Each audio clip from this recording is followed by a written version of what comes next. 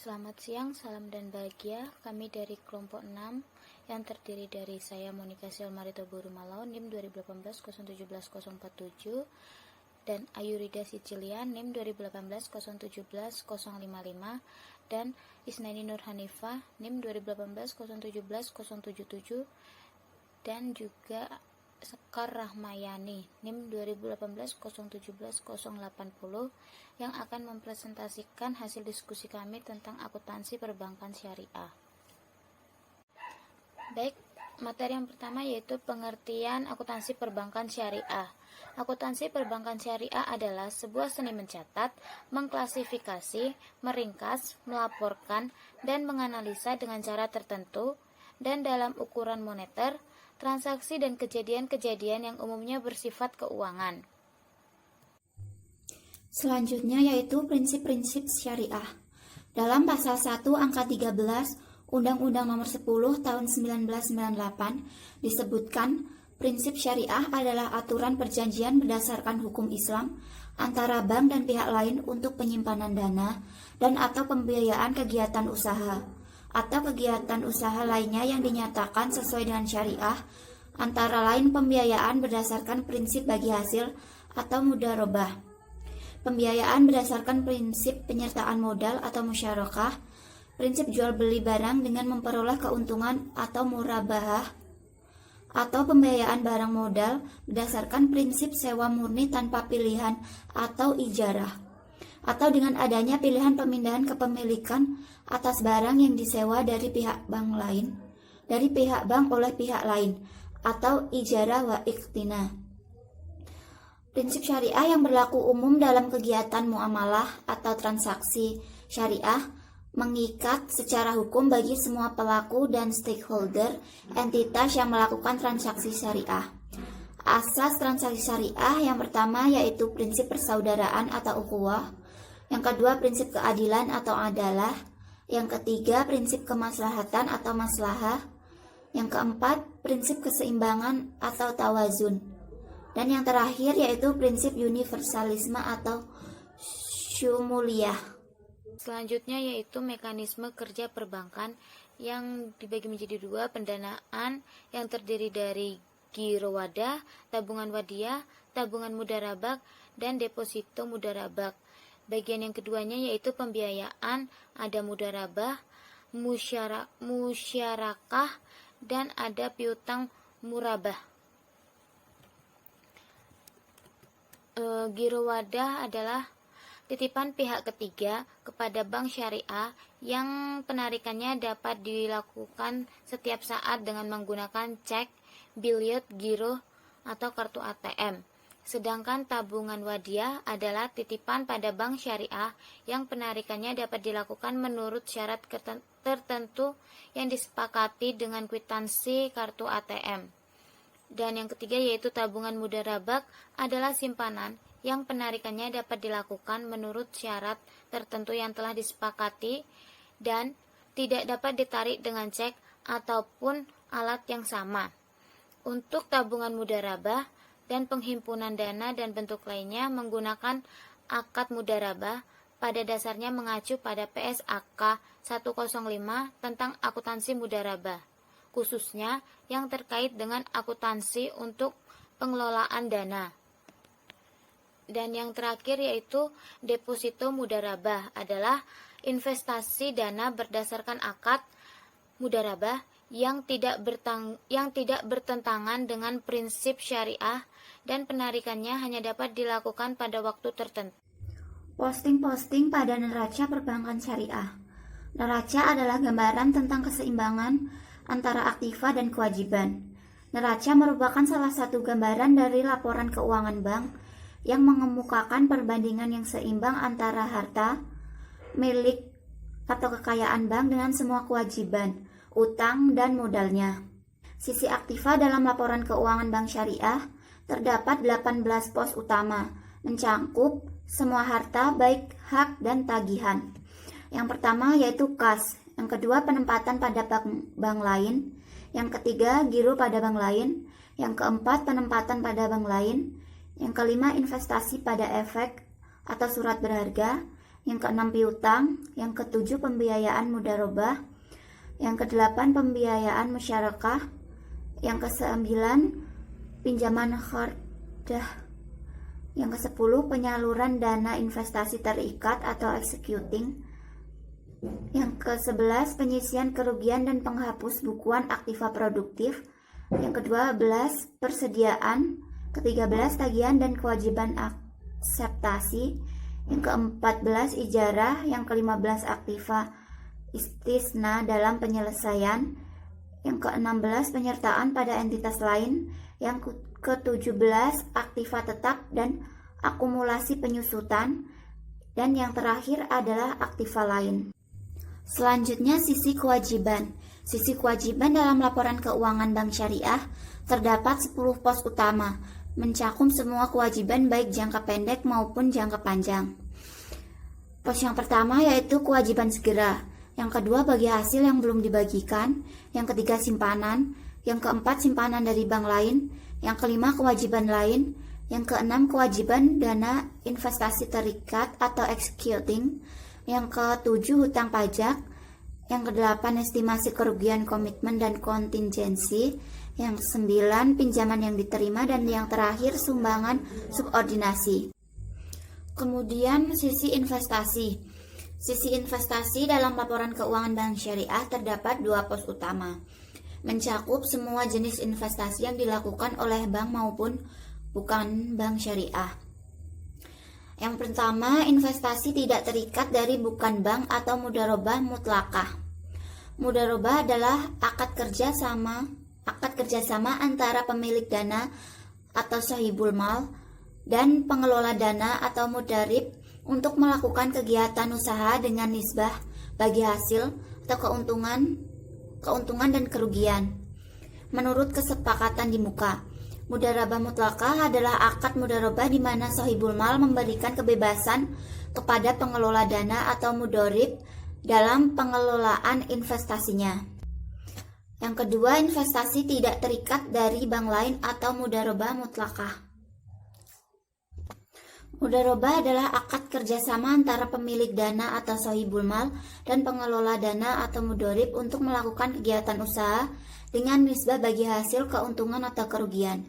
Menurut kesepakatan di muka, mudharabah mutlakah adalah akad mudharabah di mana sahibul mal memberikan kebebasan kepada pengelola dana atau mudharib dalam pengelolaan investasinya. Sertifikat investasi mudharabah antar bank, sertifikat IMA, adalah sertifikat yang digunakan sebagai sarana untuk mendapatkan dana dengan prinsip mudharabah.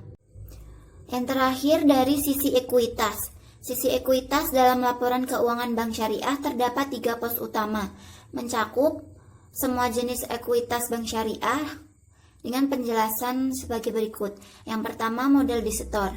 Modal dasar adalah seluruh nilai nominal saham sesuai dengan anggaran dasar.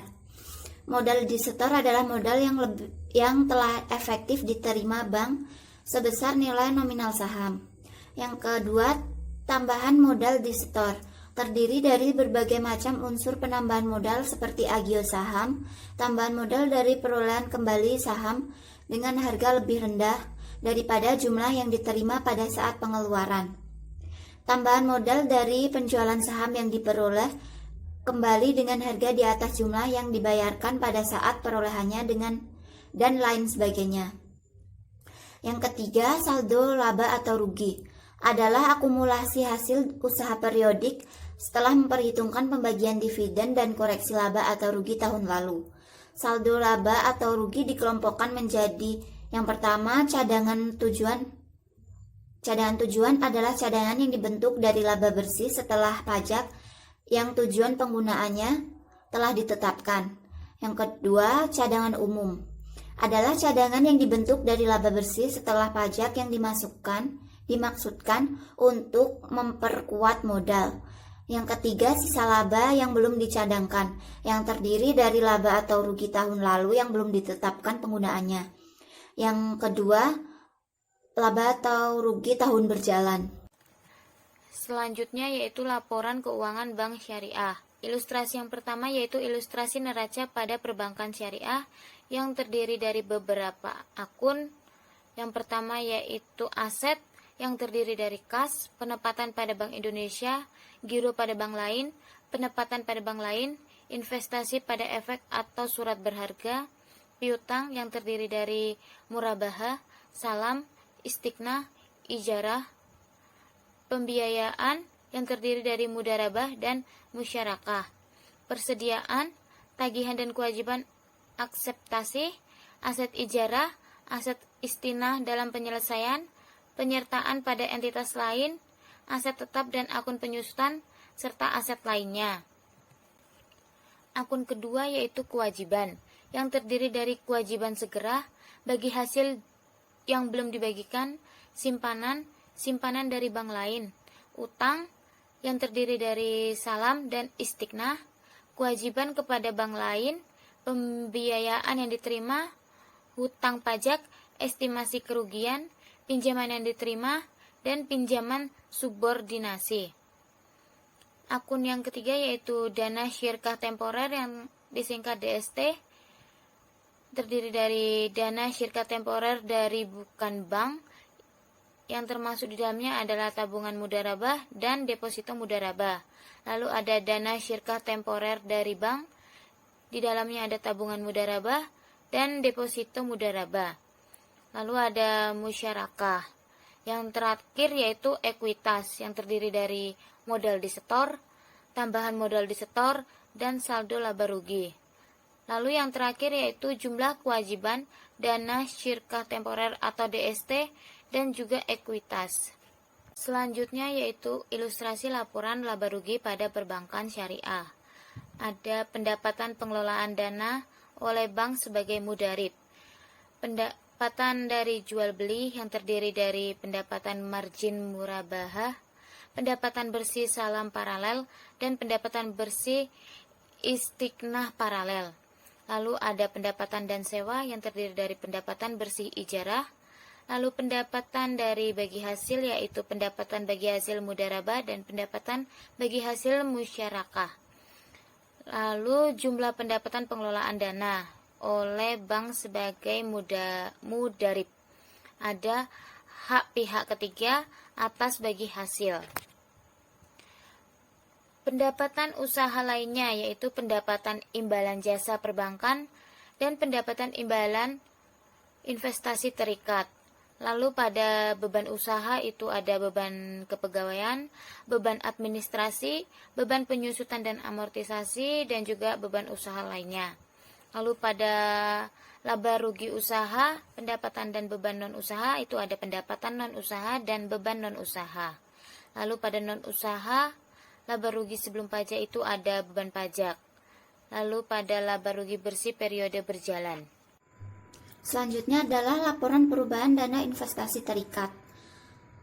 Laporan perubahan dana investasi terikat ini memuat laporan dari mudharabah muqayyadah atau investasi terikat dengan pola penyaluran channeling. Untuk investasi terikat dengan pola penyaluran executing dilaporkan dalam neraca atau on balance sheet. Bank Syariah menyajikan laporan perubahan dana investasi terikat sebagai komponen utama laporan keuangan yang menunjukkan sebagai berikut. Yang pertama adalah saldo awal dana investasi terikat. Yang kedua, jumlah kelompok investasi pada setiap jenis investasi dan nilai per kelompok pada awal periode. Yang ketiga, dana investasi yang diterima dan kelompok investasi yang diterbitkan Bank Syariah selama periode laporan. Yang keempat, penarikan atau pembelian kembali kelompok investasi selama periode laporan. Yang kelima, keuntungan atau kerugian dana investasi terikat. Yang ketujuh, imbalan Bank Syariah sebagai agen investasi. Yang kedelapan, beban administrasi dan beban tidak langsung lainnya yang dialokasikan oleh Bank Syariah ke dana investasi terikat. Yang kesembilan, saldo akhir dana investasi terikat. Dan yang terakhir, jumlah kelompok investasi pada setiap jenis investasi dan nilai per kelompok pada akhir periode. Berikut adalah ilustrasi laporan perubahan dana investasi pada PT Bank Syariah X. Selanjutnya, laporan sumber dan penggunaan dana zakat. Dalam PSAK 59, laporan ini disebut dengan laporan sumber dan penggunaan dana ZIS atau zakat, infak, sodakoh. Oleh karena terdapat ketidakjelasan penggunaan infak dan sodakoh yang dapat dipergunakan untuk hal-hal di luar dari zakat. Di samping zakat sumber dan penggunaannya telah diatur dengan jelas dan syariah, maka laporan tersebut disempurnakan dengan laporan sumber dan penggunaan zakat, yaitu suatu laporan yang khusus untuk penerimaan dan penyaluran zakat sesuai ketentuan syariah yang ada. Sedangkan laporan sumber dan penggunaan dana infak dan sedekah digabung dalam laporan sumber dan penggunaan dana kebajikan. Berikut ini adalah ilustrasi laporan sumber dan penggunaan dana zakat bank syariah. Dalam PSAK 101 tentang penyajian laporan keuangan syariah, dijelaskan pada paragraf 64-68 bahwa entitas syariah menyajikan laporan sumber dan penggunaan dana zakat sebagai komponen utama laporan keuangan, yang menunjukkan yang pertama, dana zakat berasal dari wajib zakat atau muzaki, yaitu yang pertama ada zakat dari dalam entitas syariah, yang kedua dari zakat dari pihak luar entitas syariah. Kemudian penggunaan zakat melalui lembaga amil zakat dipergunakan untuk yang pertama ada fakir, kemudian miskin, riqab, orang yang terlilit utang atau ghorim, mu'alaf, fisabilillah, orang yang dalam perjalanan atau ibnu sabil, dan yang terakhir adalah amil. Kemudian yang ketiga ada kenaikan atau penurunan dana zakat. Selanjutnya saldo awal dana zakat, dan yang terakhir adalah saldo akhir dana zakat. Laporan yang selanjutnya adalah laporan sumber dan penggunaan dana kebajikan. Dalam PSAK 59, laporan ini disebut dengan laporan sumber dan penggunaan al-khardul hasan. Oleh karena tidak ada perbedaan arti antara al-khard dengan al-khardul hasan dan tidak ditemukan pengertian yang baku dari al-khardul hasan, maka laporan ini disempurnakan dengan laporan sumber dan penggunaan dana kebajikan. Berikut adalah ilustrasi laporan sumber dan penggunaan dana kebajikan bank syariah. Dalam PSAK 101 tentang penyajian laporan keuangan syariah, dijelaskan pada paragraf 69 sampai 73 bahwa entitas syariah menyajikan laporan sumber dan penggunaan dana kebajikan sebagai komponen utama laporan keuangan yang menunjukkan yang pertama, sumber dana kebajikan yang berasal dari penerimaan infak, sedekah, hasil pengelolaan wakaf, kemudian pengembalian dana kebajikan produktif, denda, pendapatan non halal. Untuk yang selanjutnya, penggunaan dana kebajikan ini untuk yang pertama dana kebajikan produktif, yang kedua sumbangan, dan yang ketiga penggunaan lainnya untuk kepentingan umum. Komponen yang selanjutnya yaitu kenaikan atau penurunan sumber dana kebajikan, saldo awal dana penggunaan dana kebajikan, dan yang terakhir adalah saldo akhir dana penggunaan dana kebajikan. Jurnal-jurnal pada akuntansi. Giro wadiah. Giro wadiah merupakan titipan simpanan yang dapat diambil kapan saja dengan menggunakan cek, biljet giro, pemindah bukuan, atau alas perintah pembayaran lain. Pedoman Akuntansi Perbankan Syariah Indonesia (PAPSI) 2003 menyatakan bahwa giro wadiah adalah titipan pihak ketiga pada bank syariah yang penarikannya dapat dilakukan setiap saat dengan cek, biljet giro, kartu ATM, saran perintah pembayaran lainnya, atau dengan cara memindah bukuan. Giro wadiah diakui sebesar nilai nominal penyetoran atau penarikan yang dilakukan oleh pemilik rekening. Setoran giro wadiah yang diterima secara tunai diakui pada saat uang diterima. Sedangkan setoran giro wadiah melalui clearing diakui setelah efektif diterima. Contoh soal, Transaksi 1. Penerimaan setoran giro wadiah. Pada tanggal 5 Maret 2020, Bank Muslim Syariah menerima setoran tunai dari Bapak Joko sebesar 10 juta untuk setoran giro wadiah. Jurnalnya adalah tanggal 5 Maret 2020, kas debit 10 juta, giro wadiah rekening Bapak Joko, kredit 10 juta. Keterangan diterima setoran giro wadiah Bapak Joko. Transaksi 2. Penarikan dana giro wadiah oleh nasabah. Pada tanggal 10 Maret 2020, Bapak Joko melakukan penarikan dana giro wadiah sebesar 1 juta rupiah dengan menggunakan cek. Jurnalnya yaitu tanggal 10 Maret 2020, giro wadiah rekening Bapak Joko debit sebesar 1 juta rupiah, kas kredit sebesar 1 juta rupiah. Keterangannya dibayar penarikan giro wadiah Bapak Joko. Transaksi 3. Transfer rekening lain. Pada tanggal 1 April 2020, Bapak Joko melakukan transfer ke rekening Ibu Siti di Bank ABC sebesar 4 juta rupiah. Bank Indonesia sebagai lembaga clearing. Jurnalnya yaitu tanggal 1 April 2020, giro wadiah rekening Bapak Joko debit sebesar 4 juta, Bank Indonesia kredit sebesar 4 juta. Keterangannya transfer giro wadiah Bapak Joko rekening Ibu Siti di Bank ABC. Apabila uang transfer efektif pindah ke bank yang dituju, maka jurnalnya adalah sebagai berikut. Tanggal 1 April 2020, giro wadiah rekening Bapak Joko debit sebesar 4 juta, kas dari Bank ABC kredit sebesar 4 juta. Keterangannya transfer giro wadiah Bapak Joko ke rekening Ibu Siti di Bank ABC. Transaksi 4. Pemberian bonus giro wadiah.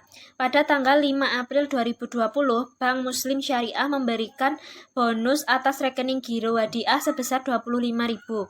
Pajak penghasilan 10%. Jurnalnya yaitu tanggal 5 April 2020, beban bonus wadiah didebit sebesar 25.000, giro wadiah rekening Bapak Joko dikredit sebesar 22.500, kewajiban pajak penghasilan dikredit sebesar 2.500. 2.500 ini didapat dari 10% beban bonus wadiah, yaitu 10% dari 25.000, yaitu 2.500. Keterangannya dibayar bonus wadiah Bapak Joko. Selanjutnya, tabungan wadiah. Tabungan wadiah merupakan jenis simpanan dari nasabah yang memerlukan jasa penitipan dana dengan tingkat keleluasaan penarikan dana tertentu. Tabungan wadiah yang menggunakan prinsip wadiah yad damanah memungkinkan bank dalam mengelola dana.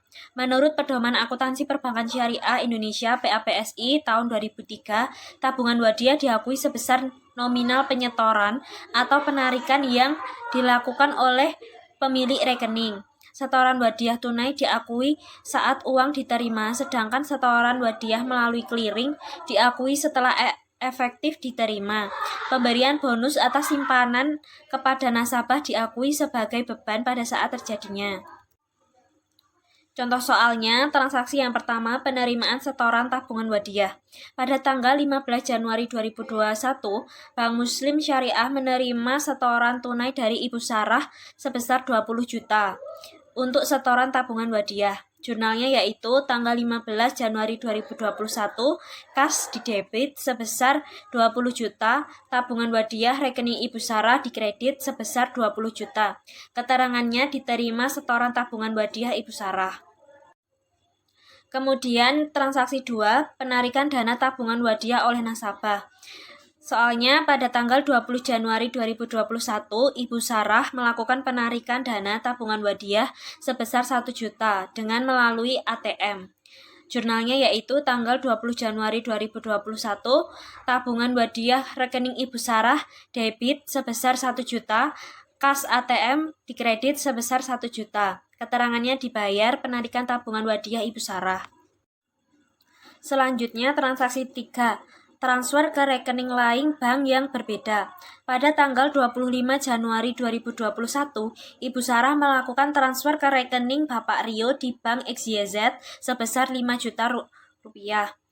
Bank Indonesia sebagai lembaga clearing. Jurnalnya yaitu tanggal 25 Januari 2021, tabungan Wadiah Ibu Sarah didebit sebesar 5 juta, Bank Indonesia kredit sebesar 5 juta. Keterangannya transfer tabungan Wadiah Ibu Sarah ke rekening Bapak Rio di Bank XYZ. Kemudian apabila uang transfer efektif pindah ke bank yang dituju, maka jurnalnya yaitu sebagai berikut. Tanggal 25 Januari 2021, tabungan Wadiah Ibu Sarah didebit sebesar 5 juta, kemudian kreditnya kas Bank XYZ sebesar 5 juta. Keterangannya transfer tabungan Wadiah Ibu Sarah ke rekening Bapak Rio di Bank XYZ. Transaksi 4. Transfer ke rekening lain bank yang sama. Pada tanggal 30 Januari 2021, Ibu Sarah melakukan transfer ke rekening Bapak Alfa pada bank yang sama, yaitu Bank Muslim Syariah sebesar 3 juta. Jurnalnya yaitu tanggal 30 Januari 2021, tabungan Wadiah Ibu Sarah debit sebesar 3 juta, rekening Bapak Alfa kredit sebesar 3 juta. Keterangannya transfer tabungan Wadiah Ibu Sarah ke rekening Bapak Alfa. Transaksi 5. Pemberian bonus tabungan Wadiah. Pada tanggal 15 Februari 2021, Bank Muslim Syariah memberikan bonus atas rekening tabungan Wadiah Ibu Sarah sebesar 50.000 dengan PPh 10%. Jurnalnya yaitu tanggal 15 Februari 2021, beban bonus Wadiah didebit sebesar 50.000, tabungan Wadiah rekening Ibu Sarah dikredit sebesar 45.000, pajak dikredit sebesar 5.000. 5.000 ini didapat dari 10% dari beban bonus Wadiah, yaitu 10% dari 50.000, didapat 5.000. Keterangannya dibayar bonus giro Wadiah Ibu Sarah. Prinsip mudharabah. Prinsip mudharabah adalah prinsip kerjasama antara dua belah pihak, yaitu sahibul mal atau pemilik dana dan mudharib atau pengelola dana, untuk melakukan usaha bersama. Mudharabah sebenarnya dapat dibagi menjadi dua, yaitu mudharabah mutlaqah dan mudharabah muqayyadah. Mudharabah mutlaqah adalah akad mudharabah yang memberikan kebebasan kepada pengelola atau mudharib atau biasanya bank yang bersangkutan dalam melakukan pengelolaan investasi. Sedangkan mudharabah muqayyadah adalah akad mudharabah yang tidak memberikan kebebasan dalam pengelolaan investasi. Dana yang diterima oleh bank dengan prinsip mudharabah bukan merupakan kewajiban bank. Bank tidak berkewajiban mengembalikan dana tersebut apabila terjadi kerugian atau kesalahan dalam pengelolaan dana yang dilakukan oleh bank atau yang dimaksud mudharib. Menurut Papsi 2003 menjelaskan bahwa bagi hasil mudharabah dapat dilakukan dengan dua metode, yaitu bagi laba atau profit sharing atau menggunakan metode bagi pendapatan atau revenue sharing. Bagi laba dapat dihitung dari pendapatan setelah dikurangi beban yang berkaitan dengan pengelolaan dana mudharabah, sedangkan bagi pendapatan dihitung dari total pendapatan pengelolaan mudharabah. Di samping, pada PSAK 59 tahun 2002 memberikan contoh dua metode tersebut sebagai berikut. Pada metode revenue sharing, penjualan 100 sebesar 100, harga pokok penjualan berjumlah 65, kemudian laba kotor 0, kemudian bebannya 35 dari 100 dikurangi 65, kemudian untuk profit sharingnya 10 dari 35 dikurangi dengan laba rugi bersih sebesar 25.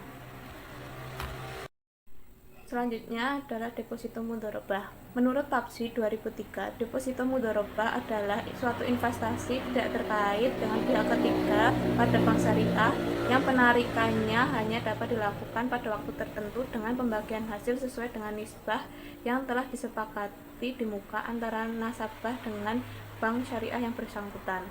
Investasi tidak terkait dari pihak ketiga diakui pada saat diterima sebesar jumlah yang diterima, sedangkan bagi hasil investasi tidak terikat diberikan sesuai nisbah yang telah disepakati pada awal akad. Contohnya adalah transaksi 1, yaitu penerimaan setoran deposito mudharabah, yaitu pada tanggal 3 Maret 2005, Bank Muslim Syariah menerima setoran tunai sebesar 50 juta dari Bapak Yoga untuk dimasukkan sebagai deposito mudharabah dalam jangka waktu 3 bulan. Nisbah 70 untuk nasabah dan 30 untuk bank.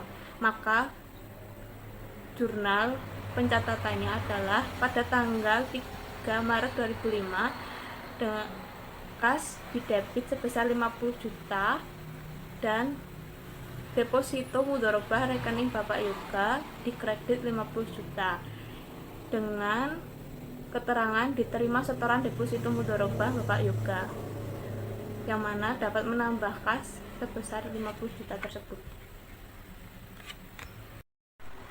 Transaksi kedua yaitu hutang bagi hasil investasi. Pada tanggal 30 Mei 2005, Bank Muslim Syariah memperhitungkan bagi hasil investasi bagian nasabah deposito mudharabah adalah sebesar 25 juta belum dibagikan pada nasabah, yang mana analisisnya bagi hasil investasi yang sudah diperhitungkan dan telah jatuh tempo tetapi belum diserahkan kepada nasabah disajikan sebagai berikut sebagai kewajiban bank.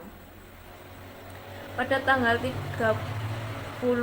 Mei 2005, debitnya adalah beban bagi hasil deposito mudharabah sebesar 25 juta dan bagi hasil yang belum dibagi deposito mudharabah yaitu sebesar 25 juta dengan keterangan bagi hasil deposito mudharabah yang belum dibagi.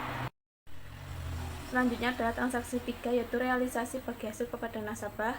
Pada 1 Juni 2005, Bank Muslim Syariah merealisasikan pembayaran bagi hasil deposito mudharabah untuk Bapak Yoga sebesar 500.000 dengan pajak penghasilan sebesar 10%. Analisisnya adalah realisasi pembayaran bagi hasil kepada nasabah dibukukan sebagai beban bagi hasil. Pada soal ini telah dilakukan pencatatan beban bagi hasil pada bagi hasil belum dibagi pada transaksi 2 sebelumnya, maka kemudian diakui sebagai pelunasan bagi hasil yang belum dibagi dengan jurnal pada tanggal 1 Juni 2005 dan keterangan bagi hasil belum dibagi deposito mudharabah didebit sebesar 500.000 kas atau rekening Bapak Yoga sebesar 450.000 dan kewajiban pajak penghasilan sebesar 10% dengan kreditnya 50.000 dari 10% dikali 500.000. Maka keterangannya adalah dibayar bagi hasil deposito mudharabah Bapak Yoga. Transaksi keempat yaitu jatuh tempo deposito, di mana soalnya adalah pada tanggal 3 Juni 2005 deposito mudharabah jatuh tempo dan dicairkan oleh Bapak Yoga sebesar 50 juta. Deposito yang jatuh tempo dan dicairkan oleh nasabah mengurangi saldo deposito mudharabah sehingga pencatatan dalam jurnal yaitu pada tanggal 3 Juni 2005 debitnya adalah mudharabah rekening Bapak Yoga sebesar 50 juta dan mengurangi kas bank sebesar 50 juta, maka kas dicatat pada kolom kredit dan keterangannya adalah dibayar deposito mudharabah Bapak Yoga yang jatuh tempo. Selanjutnya adalah tabungan mudharabah. Menurut FAPSI 2003, tabungan mudharabah adalah investasi tidak terikat pada pihak ketiga pada bank syariah yang penarikannya hanya dapat dilakukan menurut syarat tertentu yang telah disepakati. Contohnya pada transaksi 1 yaitu penerimaan setoran tabungan mudharabah pada tanggal 3 Januari 2006. Bank Muslim Syariah menerima setoran tunai sebesar 25 juta dari Bapak Arif sebagai tabungan mudharabah. Maka analisisnya adalah telah menerima uang tunai untuk tabungan mudharabah sehingga dapat diakui sebagai tabungan mudharabah. Dan pencatatan dalam jurnal yaitu tanggal 3 Januari 2006 menambah kas sebesar 25 juta sehingga kas berada di kolom debit dan menambah tabungan mudharabah rekening Bapak Arif pada kolom kredit sebesar 25 juta. Maka keterangannya adalah diterima setoran tabungan mudharabah Bapak Arif. Selanjutnya yaitu transaksi 2, yaitu utang bagi hasil investasi dengan soal pada tanggal 30 Januari 2006 Bank Muslim Syariah memperhitungkan bagi hasil investasi bagian nasabah tabungan mudharabah sebesar 10 juta belum dibagikan pada nasabah. Analisisnya, bagi hasil investasi yang sudah diperhitungkan dan telah jatuh tempo tetapi belum diserahkan kepada nasabah disajikan sebagai kewajiban bank. Kemudian pencatatan dalam jurnalnya adalah tanggal 30 Januari 2006 dengan beban bagi hasil tabungan mudharabah sebesar 10 juta berada di kolom debit dan bagi hasil belum dibagi tabungan mudharabah sebesar 10 juta berada di kolom kredit dengan keterangan bagi hasil tabungan mudharabah yang belum dibagi. Contoh selanjutnya adalah transaksi 3, yaitu realisasi bagi hasil kepada nasabah. Dengan soal 1 Februari 2006, Bank Muslim Syariah merealisasikan pembayaran bagi hasil tabungan untuk Bapak Arif selaku nasabah sebesar 100.000 dengan pajak penghasilan sebesar 10%, dan analisis dari soal tersebut adalah realisasi pembayaran bagi hasil kepada nasabah dibukukan sebagai beban bagi hasil, yang mana dalam soal ini telah dilakukan pencatatan beban bagi hasil pada bagi hasil belum dibagi pada transaksi 2. Maka kemudian diakui sebagai pelunasan bagi hasil yang belum dibagi dengan jurnal tanggal 1 Februari 2006 bagi hasil belum dibagi tabungan mudharabah sebesar 100.000 di kolom kredit, kemudian rekening Bapak Arif sebesar 90.000 di kolom kredit dan kewajiban pajak penghasilan 10.000 di kolom kredit. Rekening Bapak Arif 90.000 pengurangan dari 100.000 dikurangi 10.000 atau dikurangi kewajiban pajak penghasilan 10%. Maka keterangannya adalah dibayar bagi hasil tabungan mudharabah Bapak Arif. Selanjutnya ada transaksi 4, yaitu pembayaran penarikan tabungan mudharabah. Dengan soal 3 Februari 2006, Bapak Arif melakukan penarikan tabungan mudharabah melalui teller sebesar 1 juta. Dengan analisis, penarikan tabungan mudharabah diakui sebagai pengurang saldo tabungan mudharabah dengan pencatatan di jurnal, yaitu tanggal 3 Februari 2006 tabungan mudharabah rekening Bapak Arif berada di debit sebesar 1 juta dan kas penarikan sebesar 1 juta di kolom kredit dengan keterangan dibayar penarikan tabungan mudharabah Bapak Arif. Sekian presentasi dari kelompok kami. Apabila ada kesalahan dalam penyampaian, kami mohon maaf.